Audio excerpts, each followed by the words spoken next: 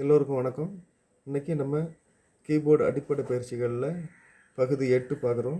பகுதி 8ல் சரளி வரிசையோட 13, 14 பார்க்குறோம். இந்த 14ஆவதோட சரளி வரிசைகள் பாடம் முடிஞ்சுது.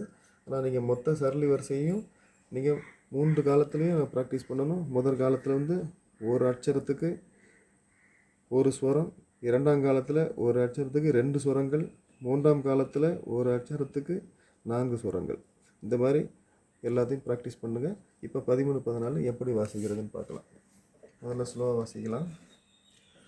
சரி கரி க க ம ப ம ப ப ப த ம ப த ப த நி த ப ம ப த ப ம கரி ச. இந்த ரிதத்தோட பார்க்கலாம்.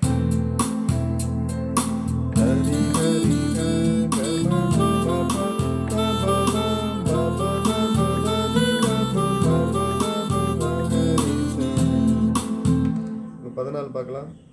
சரி க ம ப ப த த ப ம ம ப த நி ச ச நி த ப ச நி த ப ம கரி ச.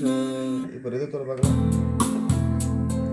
சரி க ம ப ப த த ப ம ம ப த நி ச ச நி த ப ச நி த ப ம கரி ச. இதோட சரள வரிசைகள் பாடம் முடிஞ்சது.